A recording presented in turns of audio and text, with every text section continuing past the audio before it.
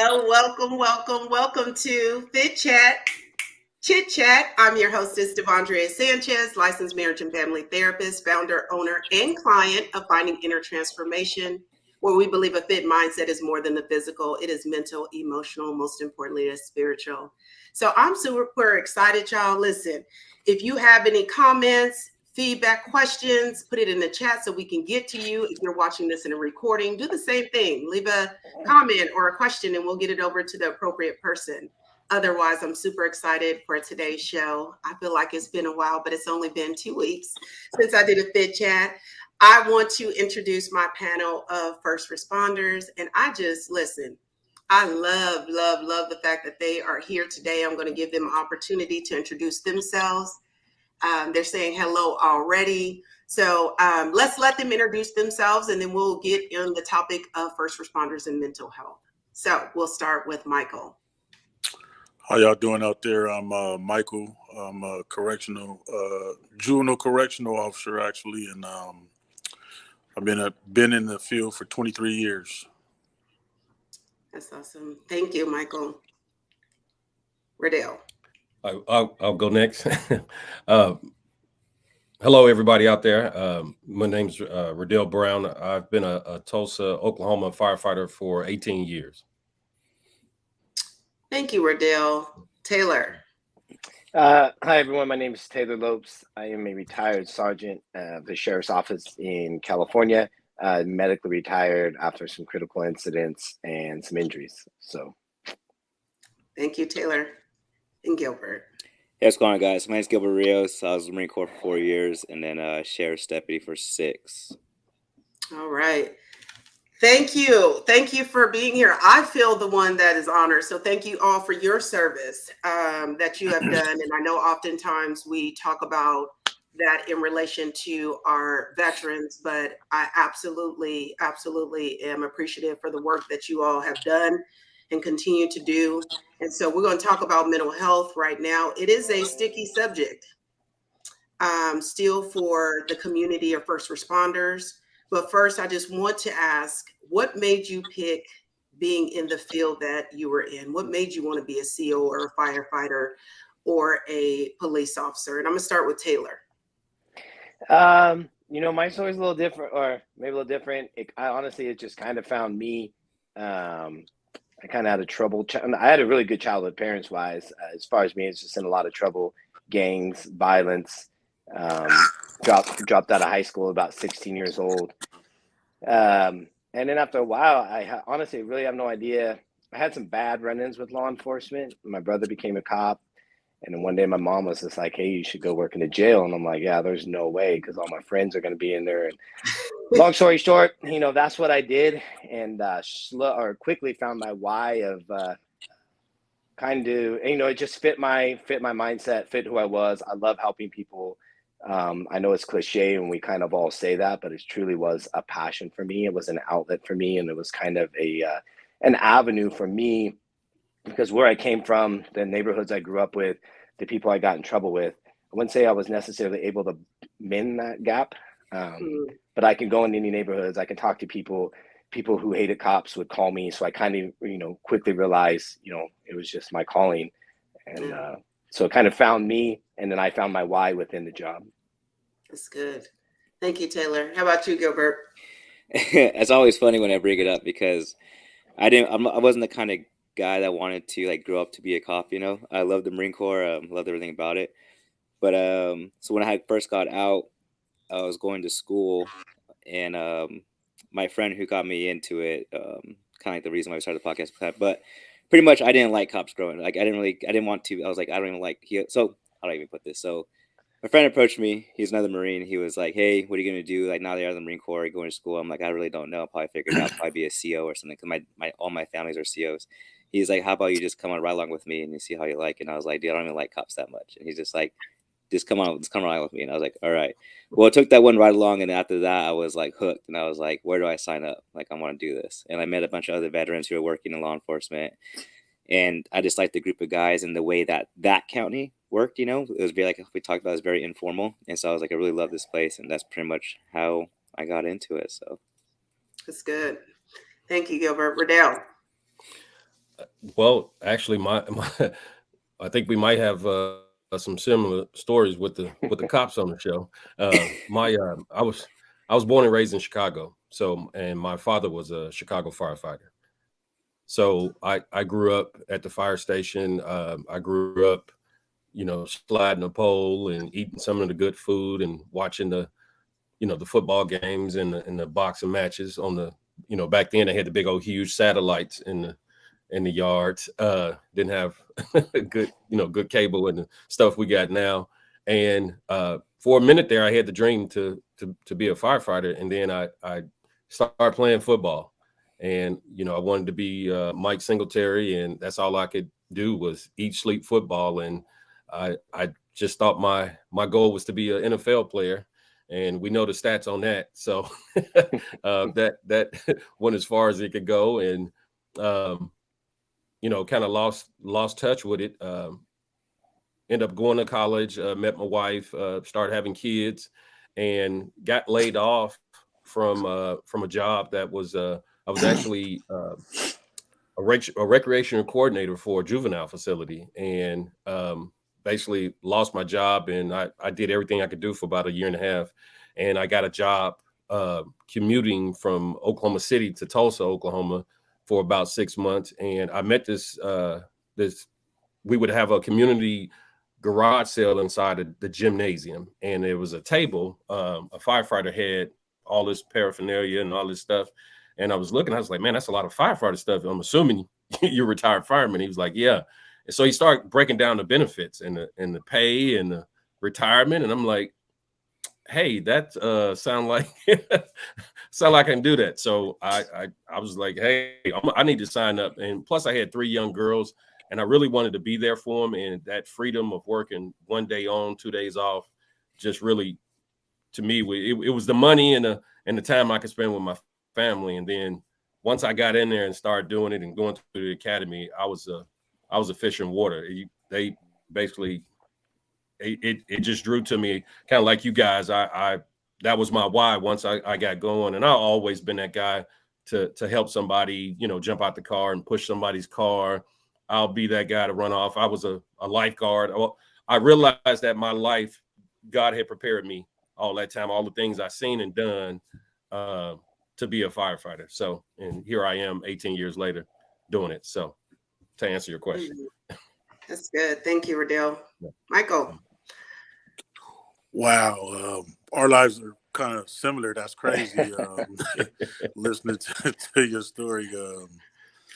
I also was playing football and going to school, and my profession, it just fell in my lap once I realized that I started having babies, and I had to make a decision whether I was going to take for show money or maybe money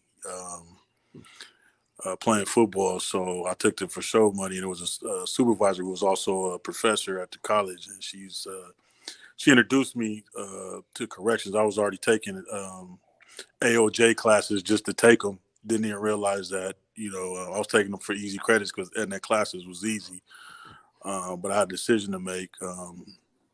And I got into it. At first, I had worked at immigration when it was immigration before it started sectioning off into a bunch of parts as a records clerk. And then I found this job when I was, going to school. So, and I liked it. It's interesting. You're seeing a lot of the people who took the other side of the road when I was in and around all of that. My family being professionals at corrections. So, but it's good. I like it a lot. So about to retire, be like you guys, be able to hang it up and call it a day. So that'll be real good. Good life. Right. They all got me coughing. And I also have 3 daughters. Yeah. Wow. Excuse me. Listen, devil is a lie. Anyway, the reason why I asked, hold on, let me clear my throat. I do apologize. I'm starting that cough train. I just got over the the flu and the COVID, so I got a little bit. I'm trying not to cough on air and bother you Well, guys, but yeah, I have not been coughing this whole time at all. So the reason why I wanted to have this was because we're talking about men, we're talking about mental health, and we're talking about careers that typically don't get recognized for mental health. And so my question first is, why is the stigma still existing with first responders when we know they have a 10% higher rate than the general population? I'm gonna start with Gilbert. Honestly, I was just having this conversation yesterday with this like I don't know how to say the word, the horse riding back people. They do like therapy, and pretty much what Equine. was that. Equine. Yeah. And they're asking me kind of like something similar. And what I think it is just it just comes down to, me and Taylor talked about, is just like guys don't know if they're gonna lose their job or not if they say like I have an issue. And so when it comes down to like I want to go talk with someone, but then if I talk with someone, what is the command staff going to look at me like that, or what are the people going to think? And do they think I'm fit for duty to do my job mentally, or are they going to think that I shouldn't be carrying a gun, or I shouldn't be doing this or that, driving a car? But in reality, it's not like mental as far as like that. Like, if we're taking people 5150, it's more just like, hey, my friend just killed himself. Like, I can still feel hurt. Like, it's okay. But they don't. But again, like, you don't know what you're feeling. You're just like, I'm just gonna just hold it in and not worry about it, so no one thinks any differently. So Yeah, that's good. You're right. You know, that was a little plug. Just so you know, they have a podcast called Fit for Duty. but exactly what you're talking about is still exists. And you went to an extreme of, you know, I lost a friend to suicide. But I'm also talking about those day in and day out things that, you know, you're real human. And we talked a little bit about that before we jumped on, is that you're not robots. So even if it wasn't the extreme of a suicide of a really close friend, what about just being able to feel? So your gun will be questioned, your job will be questionable, and are you fit for duty now becomes questionable. So yeah, I definitely agree with that. Riddell, why do you think the stigma still exists as far as mental health with first responders? When you say 10%, what 10% higher for behavioral health higher? issues of Okay. PTSD, anxiety, depression than the general population. Well, I mean, the fact of the things that we see on a regular, or the things that we see in the jobs that we do, it's not normal. I guess it's normal for us, but you know, some of that stuff can get to you, and then it just depends on your department, depends on the culture. If that's something, because I got a couple of buddies at different departments where, you know, it's all, you know, rah, you know, they don't believe in having conversations, or their department doesn't let them, you know, after a crazy scene, get together and actually talk about it and have a support group. Some departments don't have support groups. They don't encourage to talk about it. But yeah, it's, you know, kind of like, you know, what he was saying as far as like, you know, somebody committing suicide. It's you can, you know, I had a classmate who passed away from a heart attack. And, you know, everybody, first responders, we all know when we go through academies and you get this special bond with the people you came on a job with. And when he passed away, it was hard because I actually got transferred to the station to cover for him. And that's how I found out that my classmate passed away. And I had to have a conversation with you know, somebody and let them know. I was like, hey, that was my classmate. That was my buddy. And his whole crew, you know, we were, you know, kind of standing around, and, you know, the crew is devastated. They're all there at the station. And another one of my classmates is, you know, he's crying. He's on my shoulder. And I had to pull a guy to the side and say, hey, I have to leave. I can't be here because that's my classmate. Like, this is tough for me. And they realized hey, we did not know. And you know, you just, it's that part of just talking. And Yeah. like he was saying, a lot of people don't think we got to be hard and got to be tough to the point where we don't, that those things don't bother us, but based off the things we see, and we're human. So Yeah, if that that's answers. good. Thank you. Taylor, why does the stigma still exist? The stigma still exists because we don't have leaders within our agencies. We lack leadership from admin down to patrol guys. No one has the courage or the balls to step up and stand for what's right. If we unite together, the stigma wouldn't be there. But you have people who are too worried about promoting, kissing management's butt, and you have management who just doesn't give a damn about line guys. Like, that is what it is, and people can say what they want. That's facts, right? If you step up and you fight for mental health, management's going to use it against you. Like, we saw it within our own agency. But you have type A personalities that are hiding in the back because they're too worried about their stripes and their stars and the bars than the guys taking their own lives behind them. Until we develop real leaders within agency and the people are going to continue to die. The stigma is going to continue to exist because we're promoting yes men. We're promoting yes men and women within the agency. They're not there for their people. They're there for the paycheck, the stars, the bars, and the glory. They don't give a damn about people killing themselves. If you come to them for help, they're going to try and demote you. They're going to attack you. Like, I got attacked for bringing mental health to our agency, but there's nothing they can do to me because I had a voice. You know, people went behind my back trying to stab me for it, but that's all right because we saved lives. So until people are willing to step up and do something, like, you can't whine and cry about a friend killing himself if you hide behind the curtains because you would rather promote and become a sergeant or whatever it is instead of attacking or, you know, facing management. The stigma will always exist until we get leadership within agencies. Listen, that was a whole word. That was a whole word. I think we're seeing this in, you know, the military as well. We don't have any service members or veterans on right now, but I think, you know, even Gilbert can probably see some of that maybe have happened during his time of service as well. You know, that ability to want to promote, but also folks not being able to say what needs to be said, because when you go home, this is not just impacting you in your work, but it's going to impact other parts and other areas of your life. Michael, what are you seeing? What is the stigma still exist around, maybe even in the corrections, law enforcement behind the wall? Well, I think the world forgets everyone who puts on the badge, the star, fireman's badge, correctional badge, sheriff's badge, police badge, that we're human and we face more than the average person, military as well. You go through so much, you have to make quick decisions, and you see so much, a lot of stuff that people see on TV, we live it. And you take it with you. You have to learn to not bring it home with you.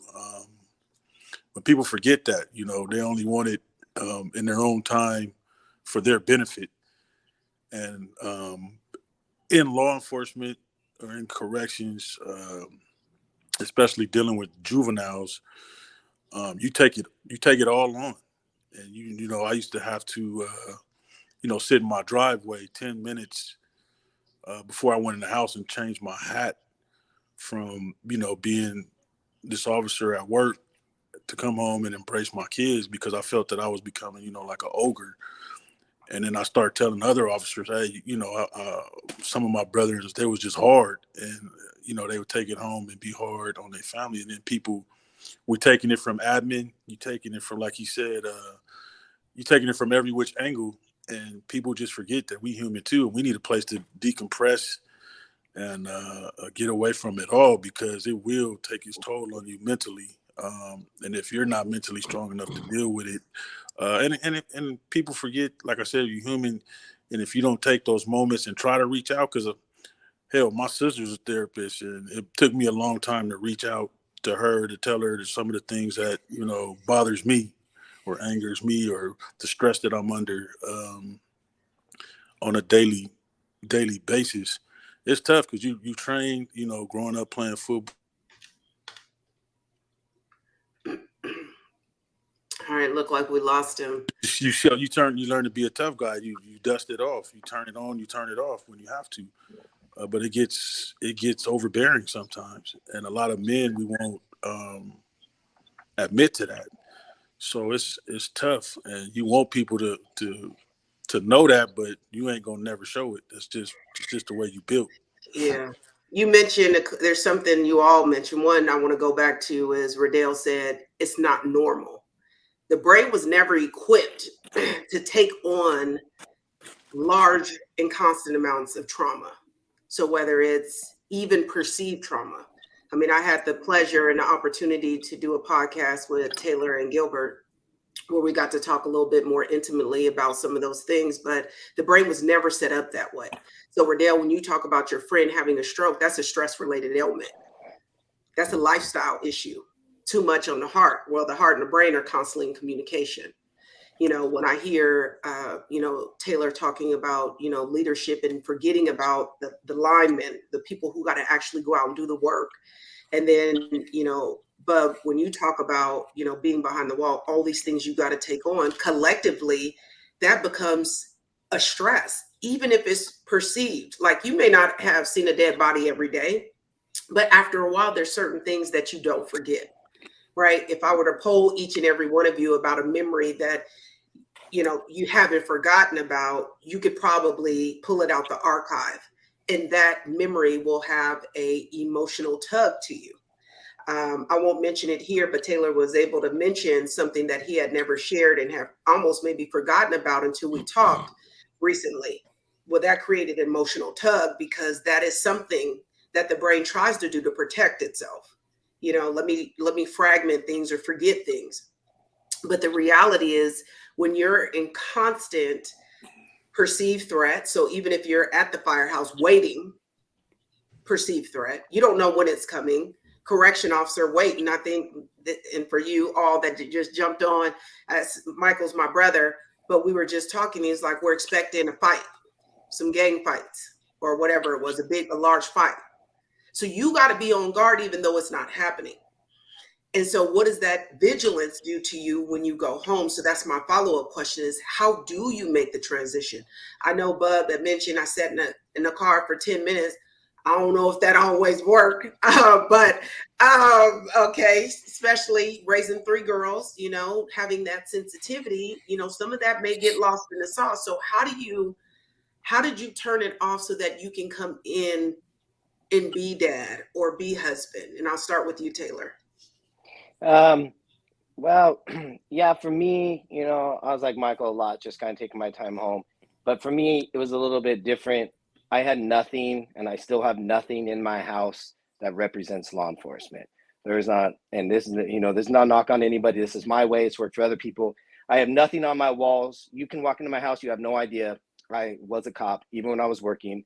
I had a closet for my badge, my vest, my gun. I came in, I put it in there. I closed it.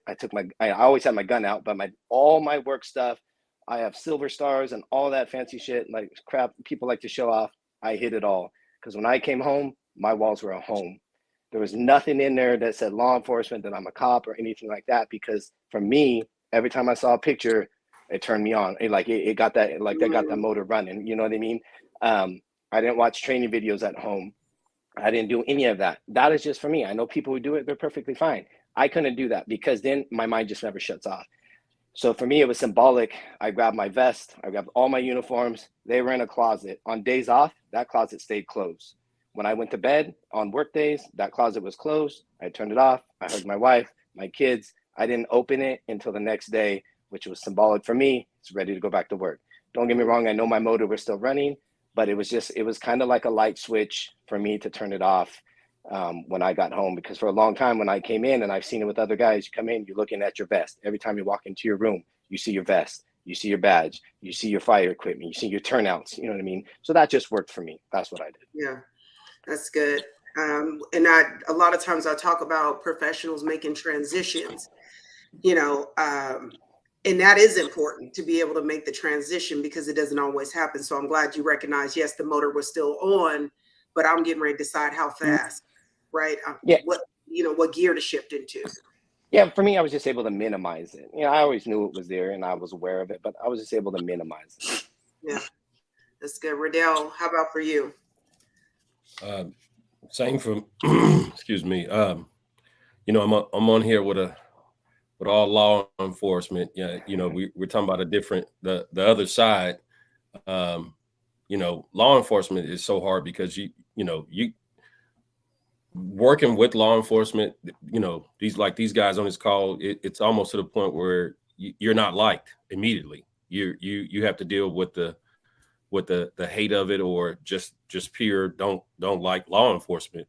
Well, it's the opposite side with fire department. They call us, they love us. It's all smiles and waves and toot the horn and all that.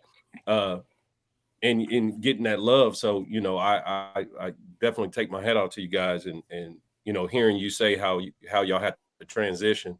It's a little different for me in a sense of, I'm kind of like Michael. I had all girls, so I had to be sensitive. I had to give out hugs and kisses, and we're talking about 3 different personalities, and look at this drawing, Daddy. I got to hear all these 3 different stories, and so when I would come home, I just never brought work with me. I never explained to my wife that I almost died because I took the wrong turn in a house fire. I don't tell them about the gory, car wreck I was on, and it was four small kids, the age and size of my daughters. I left it at work. And I'm kind of like what Michael and Taylor were saying. Once I got home, I was no longer a firefighter. I was husband and daddy. The fun guy, the fun daddy. Yeah. So that's how I deal with it. Yeah. Michael, what was it like for you? How do you, I know you said you sit for 10 minutes and then you make your way in. Well, I was able to realize that I was being an ogre to my 3 daughters, and that's not who I wanted to be for them. So I had to work extra hard mentally to make sure that I didn't do that. That's why I sat in that car, because I had to be hard all day. I deal with knuckleheads or hardened females like all day. So I had to challenge myself to be happy, because I knew I had to cook, clean, do, help them with homework or whatever needed to be done. And if I was in my own world, then they wasn't gonna grow up to be who they wanted to be, because I was an a-hole. So I wanted to make sure that never happened. That I was a loving, caring dad. That's how I wanted to be for them. So I'll sacrifice any of my happiness or anything that that I thought at the time that I needed to be to make sure that they would be happy. So if it meant checking my mental status and keeping it compartmentalized, that's just what I had to do. I'll find another way to deal with that later, but I had to make sure that all their needs was met before I could think about myself. So I just kind of lost myself for a long time mentally. Yeah. You definitely bring up something that I think is common. Taylor and Gilbert and I talked a little bit about repressing it and stuffing. When you don't deal with stuff, that internal bleeding is exactly what you're kind of talking about, which is going to segue me into my next question. But I want to hear about Gilbert. What have you done in order to keep work life and and for those that know, former Marine, right? Although you're never a former Marine, is what my Marines say. That in itself holds a different kind of attitude for most. And then to transition into another very structured occupation, to uniform, to structure, to all of those things. How were you able to, or did you, able to make the transition when you got home? Yeah, so I think this is the reason why me and Taylor, when we started the podcast, like we get along. Well, we got along so well at work, and he was my mentor. But I think the reason why he liked me, even though being so young coming up, because again, Taylor's been working way longer than I was, and it's just the mindset. Because I did not give a Can I cuss on here? Yes. Okay. I did not give a shit about like the cop stuff. Like I did not care about them blue line T-shirts and flags, and my house, when I walked in, like how Taylor said, like there's nothing in my house that would really resemble it. Like I have more Marine Corps stuff up in my house, you know, like you know, stuff like that. And so to me, it was just like, eh. And like this room that I use now for my regular work, but no, I'm no longer a deputy anymore. Like it has like some stuff over here, but when I was working, I never was in this room ever. It was all the stuff was in the closet. And my gun has like a little gun rack right here, but I never was in this room. It was literally like an extra room that we had just for clutter. You know what I mean? Mm-hmm. And then it became a business room after I stopped working for the sheriff's office. And so I've always loved talking about this because this is the one thing that bothers me so much with other officers and deputies, because when I was off, I could care less about the radio. I could care less about the past. I could care less about what's happening at work. I could care less about anything because I'm not working. I'm not there. I just want to be here for my wife. I want to be here hanging out with my kid. Like that's all I care about. And the friends that I hung out with were exactly the same way. Like we didn't talk about work. We didn't talk about calls. We literally did not give a shit about any of that stuff because they had the same mindset. They're like, like it is what it is. Like when we get to work, when I put that uniform on, it was like you could feel like this feeling, like okay, like kind of like a, I don't want to say superhero, kind of sounds weird, but like game time, you know, like all right, like now it's time to work, and like literally my mindset would change into kind of like deployment. Like I remember my first deployment, like you're like locked in, you're just like time to work, like the emotion kind of goes away, and you're just like all that kind of like awareness, all that stuff is just like settling in, and you're just like, you could tell you're a different person. So then I'm walking out, I'm like, boom, kiss my wife goodbye, and then it's like game time, like it's time to work now. But yeah, whenever that came off though, it was like I could just be Gilbert, and again, I love being Gilbert. I could care less again about any of that stuff, and it was amazing. And again, one thing too that also helped that that Radha talked about is like I did not talk about work when I was home. Like my wife's like, how's work? Oh, it's good. And she would probably get like a 10-second summary, not the bad stuff. I would never talk about the bad stuff because I wouldn't want to bleed that. Let me tell you how to talk about it, bleeding it onto your spouse. I would never want to bleed all that stuff onto her and then worry more about, whoa, like what that actually happened at work, when this stuff like that happens all the time. And so I was like, oh yeah, work was good, and like the good stuff or whatever. She's like, okay, cool. And the cool thing about my wife, because we've been together so long and I love her, like she's really hard too, but then she's like, cool. Like she didn't care about prying or getting more. She's like, I could care. Like she don't want to talk about it more. She cared less. Like she's like, cool, awesome, sounds good to me. And we just were husband and wife talking about husband and wife stuff, like this whatever was going on, like the house, whether like date night, like whatever. And there was just always this us, like relationship stuff. So yeah, I've always loved this talk. I hate when people get more into they start going off on like there's this couple spouses I know that talk in like 10 codes, and I'm like, oh my fucking god, like you gotta be kidding me. And they know everything, every incident happening. I'm like, you're only bleeding that onto your spouse, and now she's acting this way, and it's like it's bad because like we shouldn't have to be. They're already worried already. They already know the job's dangerous. Why bleed on all the bad stuff? You know. So yeah. Can I say one I'm thing on? Go ahead. No, I was just gonna say, you know, as far as like Michael talking about corrections, I don't want to go off on another tangent, but when I started, I had to do 2 years in the jail, and there's a lot of people listen to our podcast. Some of the best cops I know work in corrections. I will say personally, in my opinion, right, corrections, turning it off for corrections, for me at least, and the people I talk to, way harder. Like street work, don't get me wrong, but corrections, you're in there for 8 hours, 10 hours. There's no escape. Like there's no escape. I talked to a lot of correctional officers, some of the most respected people I have work in the jail. Yeah, 12 hours. So our local jail works 12 hours and they get no respect and all that. I don't want to go off a tangent. But for us street cops, I can go to the PD. I can go to a dark corner and cry. In corrections, you're stuck in there for 12 hours. There's no, hey, let me go get some fresh air. There's nothing. So, you know, I really think corrections is overlooked so much, but it's a whole different podcast. But I just want to throw that out there because I know more correction officers are listening, and to me, like that, like it's a whole different ball game. But I just want to throw that out there. I noticed that everybody, and this makes sense when I finally get it out. We know how to turn our switch on.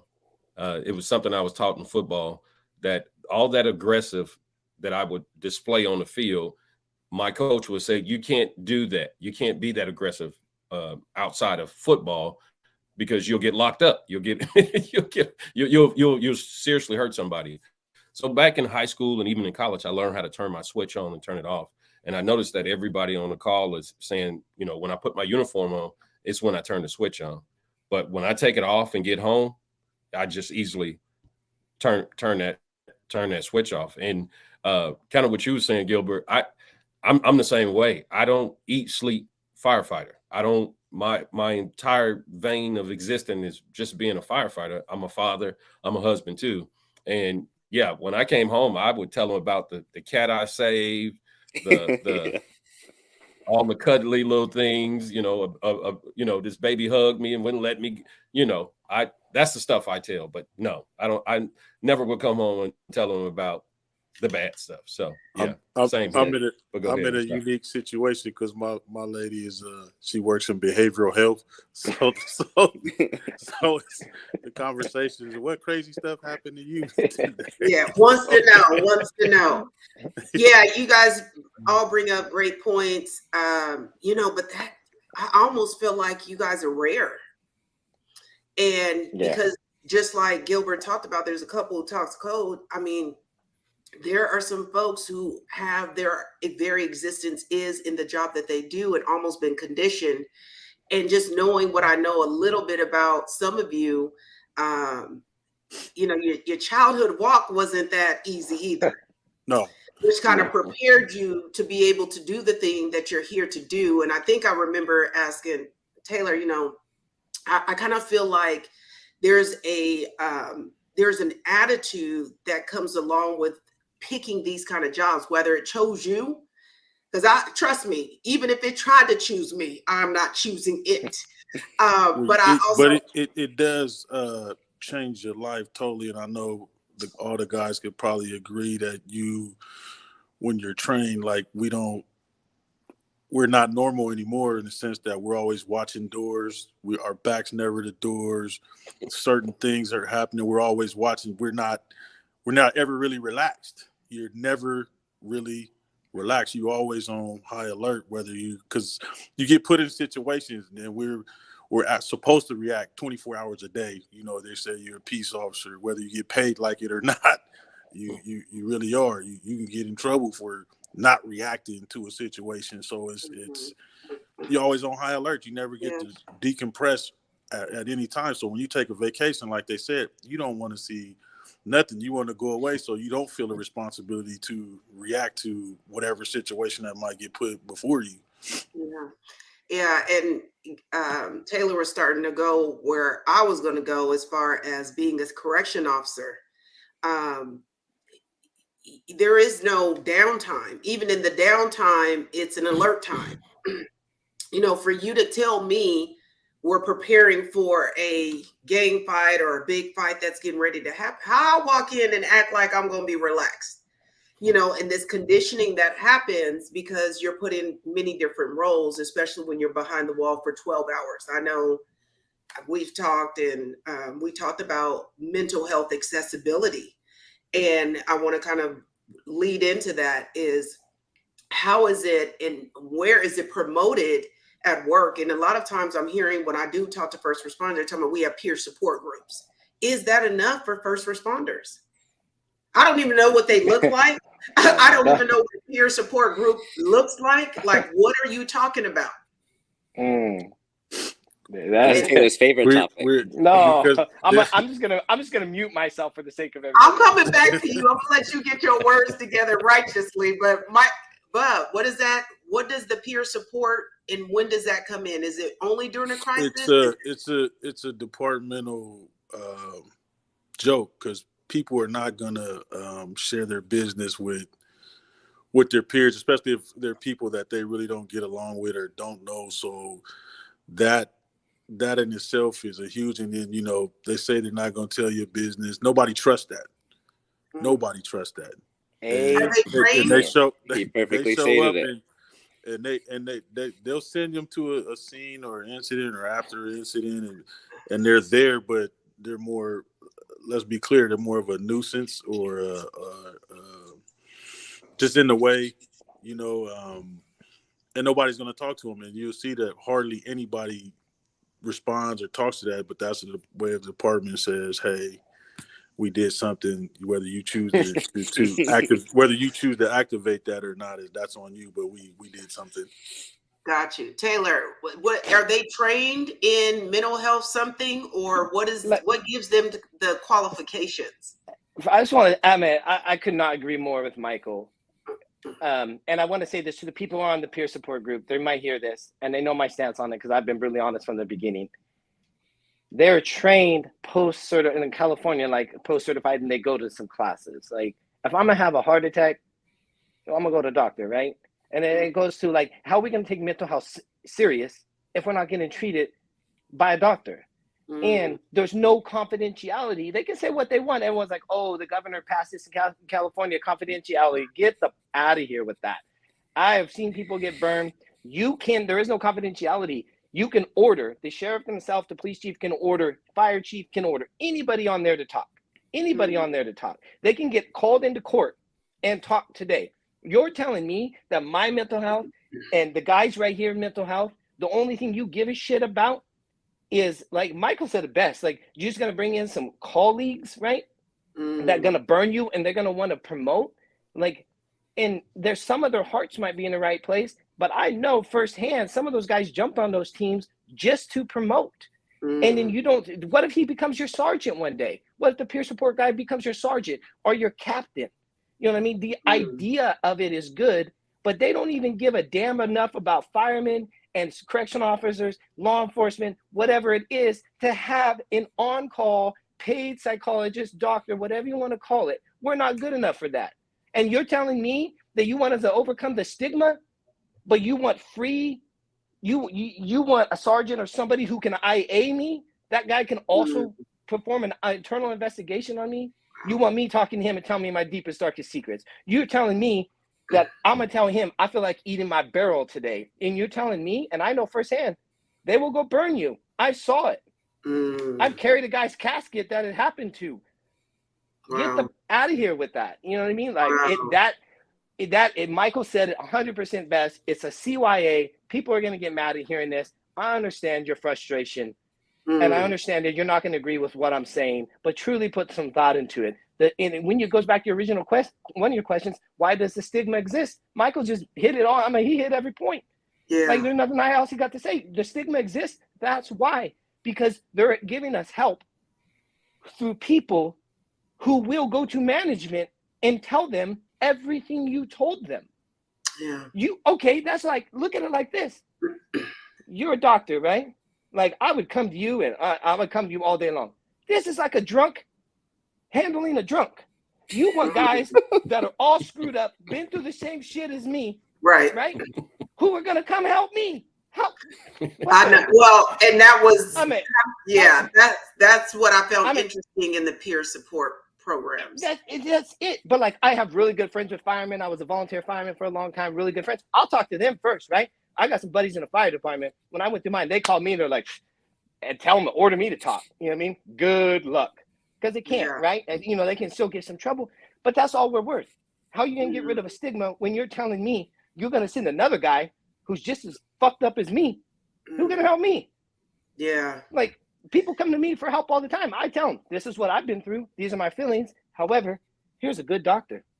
Let's go see him.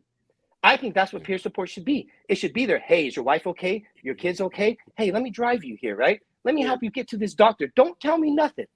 I'll be there for you. I'm going to be there for you 24/7, but I'm going to get you into this doctor. I'm going to get you some help, right? That's what we started doing. I would take them to the doctor themselves. The county would be like, I'd be like, oh, you're going to get a bill. And they'd be like, who's going? It don't matter. And then the county was like, oh, okay, that's cool. Just let us know somebody's going. They're good. Take them and get them help. Send us the bill. That's what we started doing at the end. I left and I kind of went out the door. But that's what peer support should be. Yeah. And in my opinion, there should be no counseling. There should be, after an officer-involved shooting, get him some food, go get his wife, make sure his kids are okay, or a fireman in a critical incident, or if he's at home and he's struggling, he can call back, hey, man, I'm struggling. That guy should be trained to be like, say no more. I'm there for you. I'll get you food. We're going to do whatever we want. Do not talk to anybody. I got you. I'll get you to the doctor. I'll get you some help. Admin calls. I don't know. I don't know what's happened. I didn't ask him. Right. That's what the confidentiality be. I mean, Michael said spot on. He comes. Riddell, does fire do firefighters have a peer support group at your department? I know I heard you earlier saying that different departments have different things and some have no support. Yeah, we have the same thing. Unfortunately, I've been in some of those rooms where that support come in, and it's kind of like what Michael and Taylor. It's quiet. Nobody's talking. Nobody in that moment. You don't feel comfortable to kind of really express yourself. And on the fire department, it's a man. I hate the fact that you guys are set up like that, where you got people backstabbing you and taking your the worst time in your life to use against you to promote and climb the ladder. That man, that really sucks.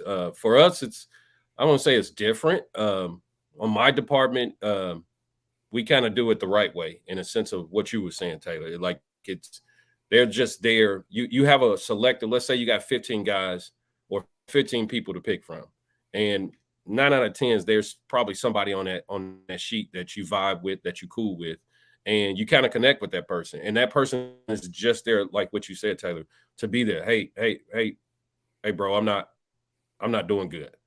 Hey, where do we need to take you? Hey, let's get you to the doc. Let's get you to somebody. I'll go get it. I'll go run to the grocery store. It's more the right way. And that's, I thank God that I haven't had to actually utilize, because I'm kind of like what Gilbert was saying. I got a lot of like-minded buddies around me, and I can lean on them. So I've never had to actually use the support, because I use my close fireman buddies, and I got a couple of classmates I went to college with that are cops, and I call them and we talk, because kind of like what Taylor said, I know I can call my buddies who's a sheriff in Houston. I know I can tell him, and he's not gonna, you know what I mean? He's not gonna say anything, or he's not gonna be hauled into court or nothing like that. So it works for us to a certain extent, because we don't have that what cops kind of got to go through the way theirs is set up. But at the same time, we don't. It's the same jacked up dude. It's the same guy who I know. I just worked with him 2 shifts ago, and he just told me, I just heard about some crap he got into it. That's not the guy I want to talk to. So you truly got to get with somebody who does that, who's a professional, who can handle it, who can dissect what you're saying and tell you what you need to do or not do. So same thing, but not as cutthroat as yeah. Gilbert, do you share the same sentiments as Taylor, or where are you at with the peer support program? No, yes. So pretty much, like, I already knew Taylor was gonna go off that way, because obviously we have our podcast together, and this is one of the reasons why, like again, like, Taylor loves peer support. So, but yeah, it really is. Like, I was talking to the people again yesterday about this too. Like, you want me to talk to, let's say, John about whatever happened, and I probably said 3 words to John the whole time I've been in this career. So, like, I don't even know if I like him. I just say whatever, And again, like how Taylor said, like, I've been like, I've been in an IA for my shooting, but obviously it was just like a regular, like, formal thing, and then it was done. But like, I've been like they wanted me to do like a witness thing or whatnot, and so I've been in like that setting where, like, there's command staff around, or like, you're gonna tell me this, you're gonna tell me that, and write this, sign this, and blah blah blah. And so it definitely puts some pressure. So imagine someone, the peer support guy, who's in that setting, and like, you're gonna tell me everything Taylor just told you and what he's feeling like, because I want to get Taylor out of law enforcement because he's been in here too long. He's been in too many shootings. You know what I mean? So I'm gonna go get his peer support guy and go, like, you're gonna tell me this is what he'd tell you, what's he feeling, blah blah blah blah blah. So again, it's not a very good. I think like how Taylor said, like, the concept is good. The people maybe half the people probably going into it are probably doing it for a good reason, but is it a good idea? I don't think so. And I'm so happy and grateful to have a mentor like Taylor when I was working, because when my friend Tom did kill himself at work, he pretty much did that with me. Taylor was my peer support guy, but he was like, hey, you're going to go see Jenna and you're going to go talk with her. And I'm like, why? He's like, I already scheduled you at 3:00. You're going to go, but I don't want to go. No, you're going to go. You don't gotta tell me anything, how you're Right. feeling, just go. Like, it's scheduled, this is the address, this is her number, blah, blah, blah, blah. See you later. And I'm like, okay. And so, you know what I mean? And That's awesome. if I never got funneled to her direction, I wouldn't have had the breakthrough with mental health that I have with myself, and the podcast probably wouldn't even be a thing right now. Right. So, That's awesome. Yeah. And there's not a lot of Taylors and Michaels, Riddells, and Gilberts out there to kind of lend that support, because one thing we say about trauma, it changes the way you see yourself, others, in the world. I can only speak for my brother and I. I know we've had a history of childhood trauma. I would imagine if I had a moment with each and every one of you, maybe something will come up. But then you take that and then you get in these professions and it can make you more vigilant. I don't know about, I'll speak for myself as a therapist, especially early in my career. It's kind of like when I did start having kids, it was like, ooh, why are you doing that?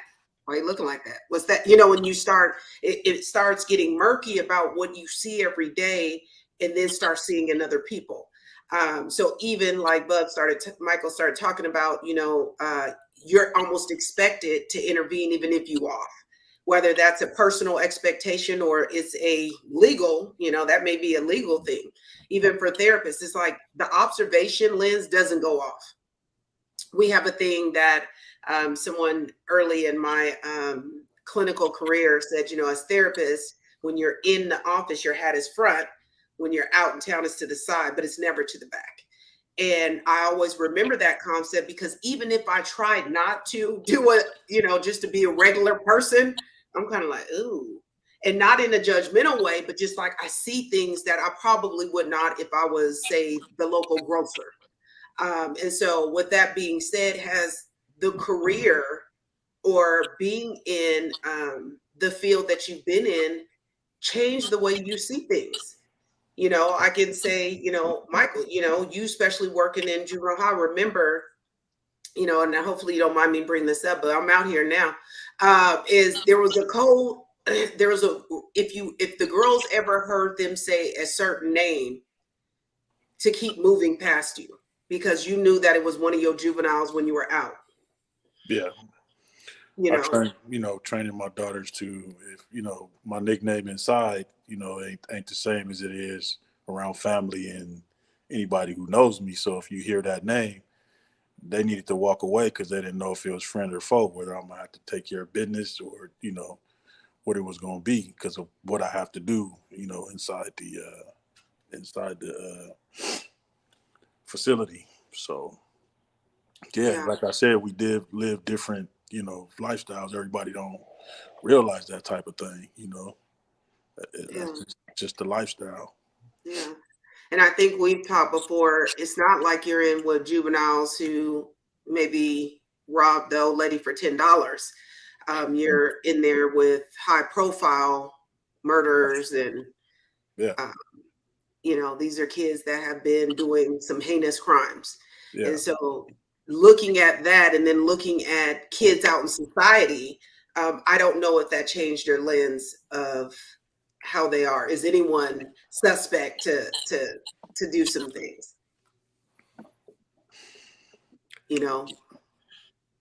As far as just, go ahead, Riddell. I was going to say, I look at accidents. When I'm off, when I see an accident, I look and it's okay. It's a fender bender. Okay. They're okay. Cause I'm so ready to go in and do my thing, what I do every third day. So I evaluate real quick if it's something, if it's major or if it's just, they just bump each other bumpers. But yeah, I do have that moment where I'm even at the gym, the gym that I work out at, I've literally did 3 cardiacs at the gym that I work out. Just because it's just, they're directing everybody to go the opposite direction. And of course I'm running towards what's going on. Like, hey, what's going on? And he's like, hey, we got a situation. A guy's having a heart attack. And I looked at the guy like, come on, bro. Oh yeah, that's right. You're a firefighter. Come on. So I'm running Yeah. over here doing chest compressions on this guy. Wow. And you know, it's you always, like you said, the hat analogy. Side. You don't Yeah. to the side. Yeah, pretty much. So yeah. Has that been your experience, Gilbert? Or, you know, because I do hear you say, I'm cool. I'm not Officer Gilbert. So was that a thing for you during your, when you were in, as an officer?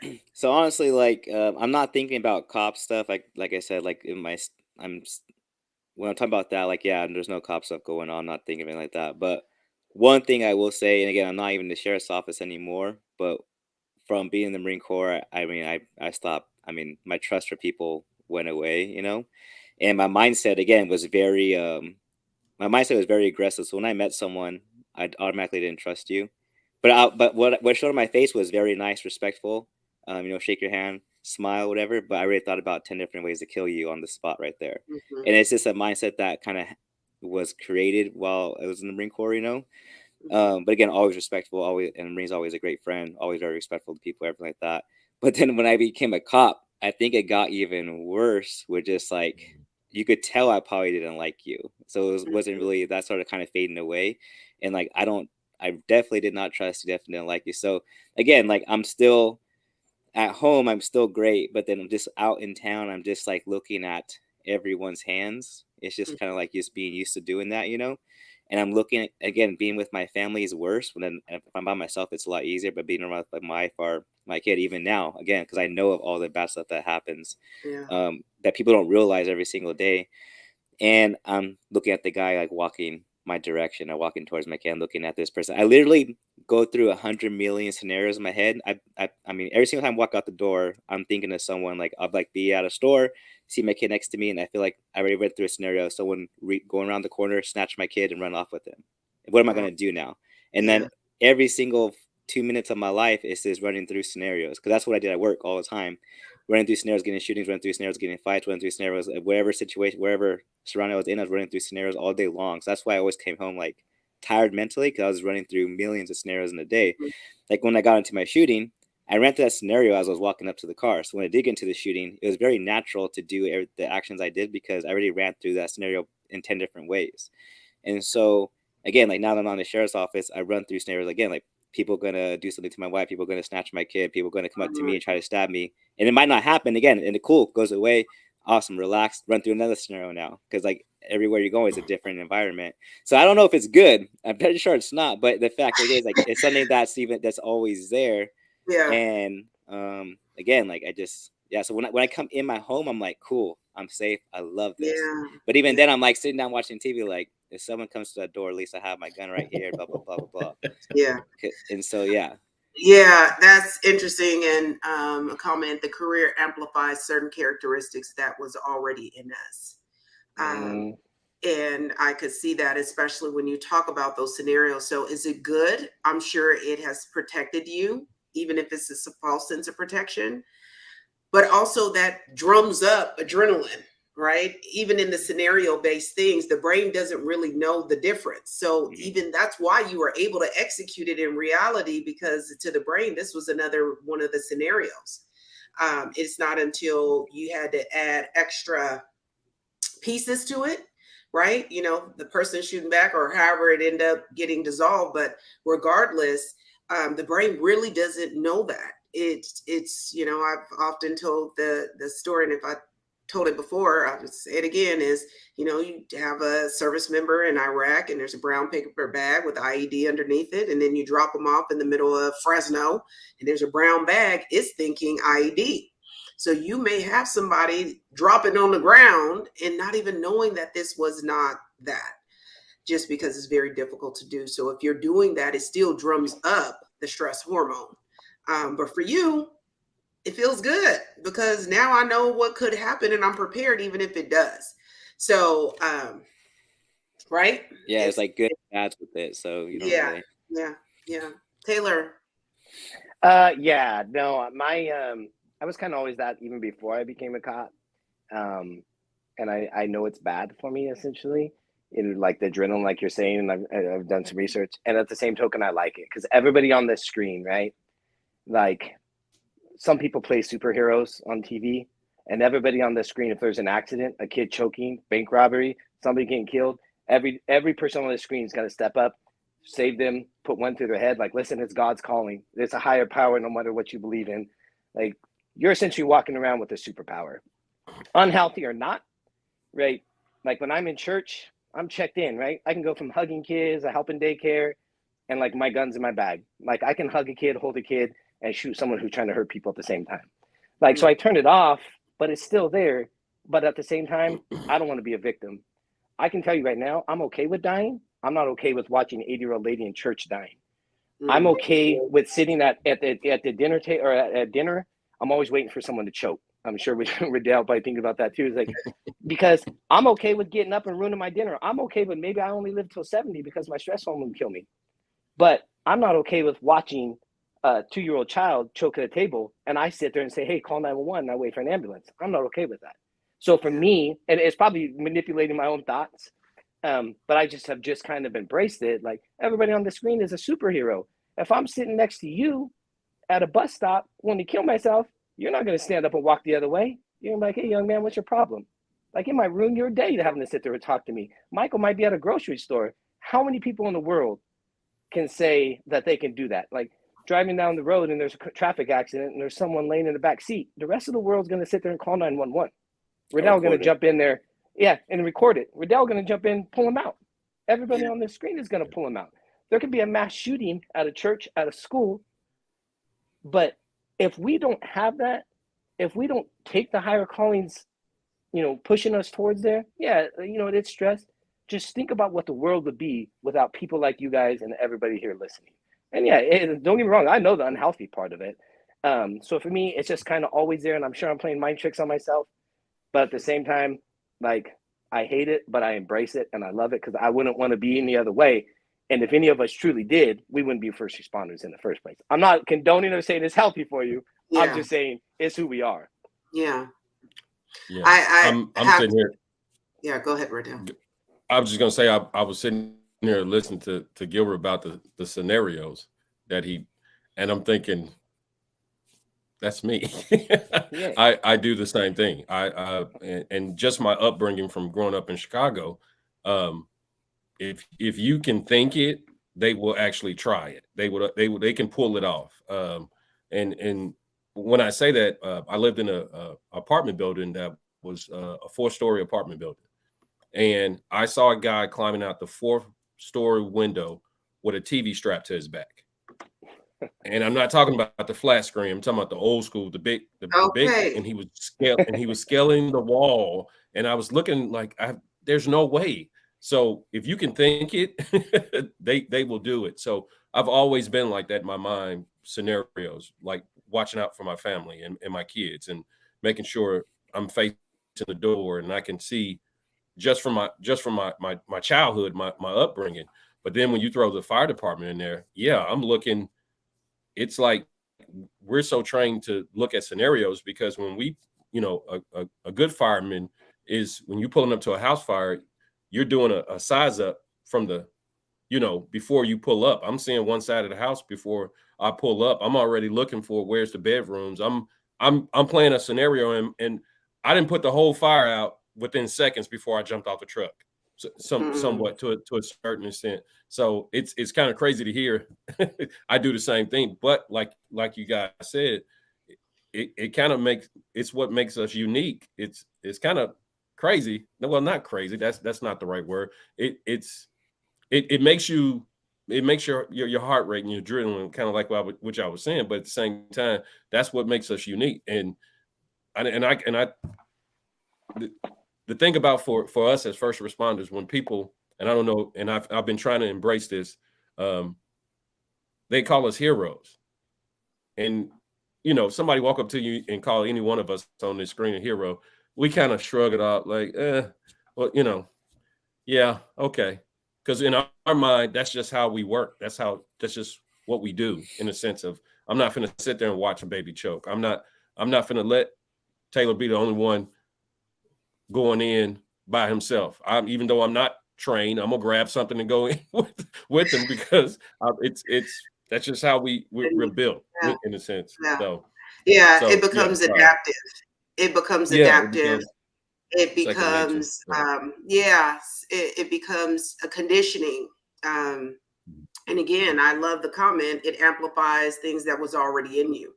And this is definitely not the platform for that, but you can listen to the podcast that Fit for Duty did with me at the end of last month to talk a little bit more in depth about why some of the things happen. I'm going to shift really quick as we're making our way to concluding, and I definitely want to eventually have the guys back on another time. But everybody's not you. There's some COs treating their households like COs. There's some firefighters who's on guard who can't sleep because of shift work. There's some police officers who are binge drinking and having huge thoughts of suicide, but not telling anybody. Regardless, I do see this as a rare panel because there's a lot of first responders. There's no way that you could be 10% higher than the general population if people are all like this, that are able to switch it on, switch it off, who have healthy lives and healthy families. Again, I also work with veterans. You know, some of them are third and fourth marriages. Some have very dysfunction and toxic relationships, unable to silence the nightmares, or the vigilance is so much that, you know, they can't be in the present moment. And so what do you do for your self-care? And I want you to really hear that question, because I'm not talking about self-care and I went and we went for a vacation. I know I've been in the Valley so long. Oh, we're going to Pismo. I'm like, Pismo, an hour and a half. What do you do daily? Because unless you're going into your mind in Pismo every day, that is not self-care. What do you do for yourself that allows you to not only rest? So I'm not talking about sleep, because if I polled y'all, some of y'all ain't sleeping well, but we ain't gonna come for you with that. My brother almost sleep on the podcast right now. I'm gonna ask you, what do you do to restore yourself, which is very different from sleep? And I'll start with you, Michael. You're on mute. You're on mute. I have to pray. I pray several times a day just to keep my sanctity, you know, for me going and getting pulled in different directions. And, you know, the Spirit brings me back to earth, and it allows me to have a free mind. So thank God. Daily, and laugh. I laugh a lot. I crack a lot of jokes, you know, good or bad. In our field, you see a lot of stuff that just cracks you up, or whether it be staff or in dealing with some of the, you know, the individuals I have to deal with, they're funny. So I have to, a lot of laughter. A lot of laughter keeps me, and I really indulge with my significant other and all our kids. You know, just laughing, and you know, that's key for me. You know, I'm not a comedian necessarily, but you know, Oh, you uh, comical. we you know, our family, we play a lot of pranks and talk shit, so to say. So you know, and my lady fits right in, you know, with that. So it's comical daily. So Yeah. Prayer that's and what keeps laughter. me going. Prayer and laughter. You know what I All mean? right. That's a good combination. All right. Thank you, Riddell. What keeps you restored in the type of work that you do? Finding some me time. You know, as a firefighter, when you don't get time alone, because you know the fire station is your second home.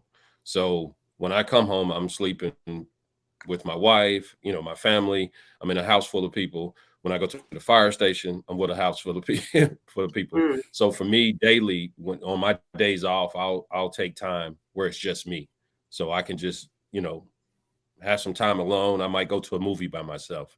Um, uh, Definitely, and it should have been the first thing I said, but my relationship with God, and the fact that just kind of like what Michael's saying, just praying about some of the things that I have going on, and fitness and working out has has been, you know, that's my alone time. Put my headphones on, I get it in, I decompress all the stuff that I might have saw or been through that, you know, the day before or whatever. But spending alone time, having that little window where it can just be me, and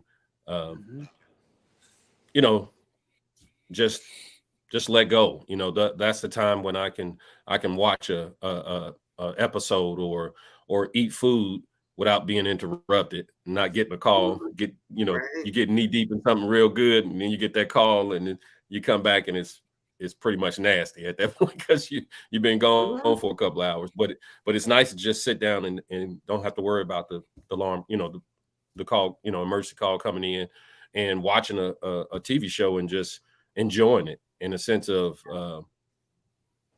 you know, just kind of let my guard down, in the sense of, if it's something, I joke a lot and say Chicago Fire is therapy for me, because I kid you not, there's like a couple of episodes where I'm sitting there bawling and I'm crying, and then when I get done, I'm thinking to myself, man, I really needed that, you know, because I grew up in that era that, you know, men don't cry, you know, we tough and all that. It took 20 years for my wife to see me cry for the first time, so I've been embracing letting that out. But at the same time, it's that alone time for me, to answer your question. Getting some quality alone time, fitness, my relationship with God, the love I get from my family, from my wife. Yeah, that's what keeps me balanced. So That's good. Thank you. Gilbert. Yeah, so mine would have to be, I mean, big into fitness since I was young. And that's probably like, I'm a very emotional lifter, so like I use working out's not just only for like my health, it's like my getaway, it's like my mental health. And if I was to ever lose like fitness, I don't know what I would do, because like literally like my number one prescribed medication for myself. So yeah, I had to do some kind of workout. Me and Taylor was talking before we got on the podcast. Like I do like daily push-ups and like daily like sit-ups like that, like just something just to do every day, you know, other than my main workouts during the week. And another thing, 'cause again, I don't work out 7 days a week. So another thing that kind of helps with that is when I was working, well, even now too, is I like cooking. And so I love cooking for my wife. I love like because she works too, and so when she would, I would, so when she would come home like when I was a detective, I was home earlier, obviously at that time, and so she would come home around like 8:30, and I just like preparing something that my wife could eat, just so she could be like happy and something that she actually likes. And I love that time because, like, again, there's nothing that has to do with any cops. So this and cooking, you know, the preparation of it, not just like simple stuff. Like I want to like try to challenge myself, you know, and I get really into it, so I just get lost in it, and then like plate it, put it for her, and like try it out. Is it good? And like Rodell said, like once that happens, then go to the couch after we finish eating and like just be able to just sit down and just watch a TV show. Like this is nice. This just me and the TV, my wife, and just like, because again, like me and my wife been together for over 11 years, so it's just like this, yeah, just that she's fine with that, and like she's happy, like, you know, like the small things like that, like she like that's like our thing, like cool, like I love it, like, and because yeah, it's just I guess like a big thing I kind of put it on there is just like support. Like you need that. You have that time for yourself because like the working out, you know, but then also that support from like your significant other, like where you guys just align very well, and then you know you're safe in both spaces. Yeah, so. That's good. That's good. He's talking about arts and science. Cooking is an art, and then it feeds us biologically and physiologically. So that's a beautiful thing. It can definitely be therapeutic. Taylor, what about you? What is your self-care? Well, it's funny hearing everybody and how much we're a lot alike, and we're talking about how much everybody on this panel is so much the same. Yeah, you know, fitness has always been it for me. Like I have to do something 7 days a week, like just whether it's a walk or working out. I do like I'm the same way. I love cooking for my family. I have 4 daughters and my wife. You know, they're my world. I've made them my world, right? Like I feel you guys on your 3 daughters, but like you know what? I got lost in my career, and then I made my daughters and my wife my why and my purpose, right? And then feeding off of that, like I do my thing with fitness. Like fitness is my therapy. Like yeah, I want to look good, but like really it's mental for me. And also prayer. Like I spend a lot of time in prayer, and like even recently, well, I've always kind of done it, but I have a playlist of very emotional Christian songs. I'm Christian based, and I'll listen to them when working out. And like the other day, and I'm come from the same type. I'm kind of like, you don't cry, but then I've just recently been like, I just let my emotion out. And the other day I was working out and this song came on. It said like, no longer a slave, like no, essentially no longer living a slave to fear. Like it came out long, and I put a mirror. I never worked out with a mirror. And I recently put a mirror in there, right? And I just remember looking at myself with self-reflection and bawled. Like, I mean, cried I couldn't even tell you why, really, right? I couldn't tell you why. Like, it's God, you know, and like, I'm not trying to go there, and like, I'm not trying to avoid it either. But for me personally, like, that's God telling me, like, you need some self-reflection. Like, you want to be cleansed. Like, you're praying, but you're not doing the work. Everybody, you know what I mean? Like, everybody, like, I listen to E.T., Eric, hip hop preacher, all the time. And like he says, you know, don't complain about the results you didn't get from the work you didn't do. So I apply that to like my religion, because I lost my faith for a while because of the job, you know. So that has been it for me. My girls, cooking. After my shootings, I was involved, for you don't know, I was involved in several different shootings. It's part of my retirement, and not by choice. But to me, it was reconnecting with my family, right? Food, fitness, prayer, and my faith. After every shooting, like, sounds funny, but I'm a fried chicken watermelon guy. Like, that's my jam. Like, that's what I love. So I would always have that, right? It was just that comforting, kind of brought me back. So between my wife, my daughters, my food, my fitness, and just kind of like me time, like that is just my go-to. Combining my faith and fitness recently. And don't get me wrong, I still listen to my rap music all the time, but like I've really got that Christian base, right? Like I'll go from that to like Tech Nine all at the same time. You know what I mean? Like it's all good. I know, Right? that is just like it keeps me balanced. I get you. But I still put God first, right? Every day I listen, I wake up, I pray, I put on my Christian music. Rap music comes later on down the road. But that's, you know, really like it. I think why this panel is rare. If you listen, we've all pretty much kind of said and done similar things like faith, family, food, fitness. You know what I mean? It's all kind of there. Like, if there's something to take away from this, like there's some little hidden gems in there that I think, you know, for us visitors, you have 4 strong personalities. Like, and I think that's, you know, I don't want to go on a tangent, but people think mental health and they think weakness, right? Well, you're looking at a screen of, you know, 5 very strong personalities, 4 very strong men who are standing here in front of you, being like, I pray, you know, I spend time with my family, I decompress. So just miss me with the bullshit that you're too tough to cry, to pray, to express your emotion, like, you know. But that's just me. Listen, we can just drop the whole mic. That was beautiful and absolutely true. You know, for those people who are first responders or love a first responder, because we didn't even get on kind of like, you know, some other things that could be happening in homes that don't have it intact as it is right now. You know, try one of these things. And I will be remiss if I didn't say, know when you need help. You don't have to wait till you're on the brink of suicidality or suicidal ideations. You can go and receive help just because something just doesn't seem right, or I want to process it. If you're not going to go to that peer support group, find a clinician. And there's no reason people should not find a clinician this day and age. And yes, even though we've seen the rate go up in depression, it is the #1 issue in the United States now, from 15 to all the way up. And we can say now the pandemic did an increase of like 100 times, that people that had never experienced anxiety in their life or depression, it exacerbated for people who already was, and for people who never did, it brought something out of folks that they didn't know was in them. I really do feel like you couldn't hide, you couldn't distract, you had to be, and you may have realized that you didn't really like the person that was in there, or you were dealing with some things that it brought up. And so I just want to thank my panel for coming on. Thank you, family, food, fitness, prayer, support, watch a show. Listen, we take that for granted, but to be able to sit on your own couch and just be able to do that, carve that time out so you are able to be loved on. You know, sometimes if you're always gone or always distracted, even mentally, then the love could be there and you can miss it. And so for those who are not following Fit for Duty, follow them on, is it just Apple? Go ahead. Apple, Spotify, Google, probably everything pretty much. So. Okay, you guys heard them, Fit for Duty. They're talking all things mental health, fitness, Check them out.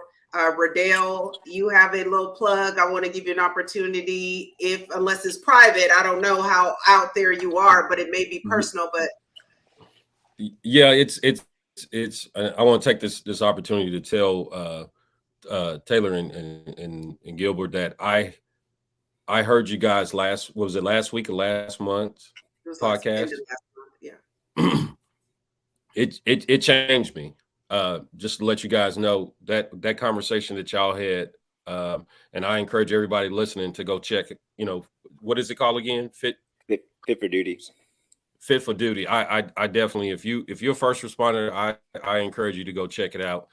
Check these guys out, because that hour and a half conversation was therapy for me. Like it opened up some things that I didn't know that was going on in my life, you know, as far as my career, because you guys talked about a lot. But when I tell you, it changed me, and that's why I'm on this call. And so when I got the call to be on this, I'm like, hey, put me on, because those guys, just having that conversation, kind of like what Taylor was saying, the fact that, you know, these are you know, 4 strong individual, can hold their own type guys, but at the same time, we're talking about mental health, but we're still strong, but at the same time, we embrace some of the not the weakness, but some of the things that we have to do. And, you know, crying is not a bad thing for men. Sometimes you need to hear that it's okay to cry. You know, sometimes you holding that in, it's not helping you, because I can tell you right now, I feel a lot better once I cry. So I'm tough in that way. So, but yes, definitely Fit for Duty changed my life. Thank you guys for, you know, heeding the call and getting that podcast going, because a lot of first responders need to hear that conversation you guys had last time and what we have it now. So that's what I want to take my little time to plug, to come right back and plug you guys. I appreciate y'all. Thank you. We appreciate that a lot, man. Like, I appreciate that. Me and Taylor talk about all the time. Like, we're always like to continue, because sometimes you're speaking, you know, and you're like you get those good messages, but then it's like, man, is it enough? But then, like, hearing something like that from you is like, this is exactly why we keep making another episode, and the text messages and the message from other people, and it's really good to hear. So I appreciate you being able to tell us all of that stuff. So, amen, that's good. Yeah. Any last words, Michael? Anything you want to sign off? Say anything? No, I appreciate this panel right here. It's good to see and know. Even though I know there's a lot more officers or firemen as well that I know that are just like us, and the more that it gets out there, we do ourselves a great service,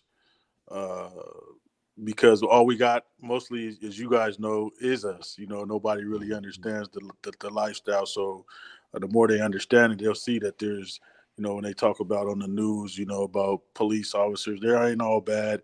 And those guys behind those badges, the people behind those badges, the men and the women, they're human, and they make mistakes, and they have feelings just like everybody else. You know what I mean? So it's good to see, good to hear, actually. And it's just crazy how all of our lives intertwine the same, you know. Yeah, man, we'll come back. To see. Come back and do a little reunion. All right. Well, thank you all for jumping on. If you have any questions or comments for anybody on the panel and it just did not get through right now, please put in the chat and we'll make sure we get it over to the appropriate person. Follow me on Fit Therapist on Instagram, Facebook, LinkedIn, Devondria Sanchez. And if you want to be on Fit Chat Chit Chat because you have a story to tell, then email me at www.fitchatchitchat.com. All right. Thank you all for being in. God bless. Take care. Until next time.